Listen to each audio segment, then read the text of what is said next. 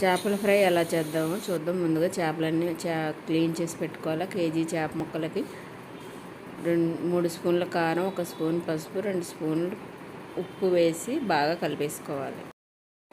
ఉప్పు కారం పట్టేలాగా ఇవన్నీ ఇలాగా బాగా ముక్కలకు పట్టించేయాలన్నమాట. కారం ఉప్పుని పట్టించేసి ఒక అరగంట సేపు అలా పక్కన పెట్టేసుకోవాలి. అప్పుడు ఉప్పు కారం బాగా పడుతుంది.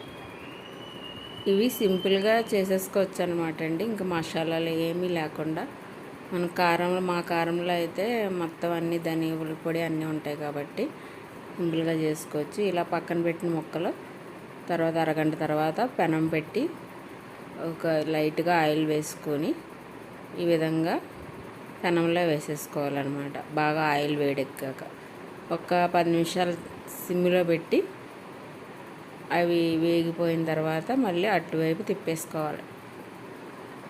కూడా 15 నిమిషాలు అలాగ వేయించుకోవాలి.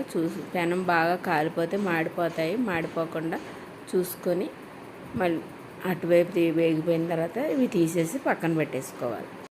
ఇవి పప్పుచారు, పలచగా పప్పుచారు పెట్టుకొని లేకపోతే చారు అన్న పెట్టి చారులో నంచుకుంటే చాలా టేస్ట్గా ఉంటాయి.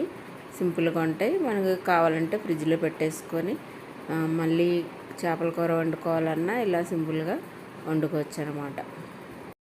ఈ వీడియో నచ్చినట్లయితే లైక్ చేయండి, షేర్ చేయండి, సబ్స్క్రైబ్ చేయండి. Thank you for watching.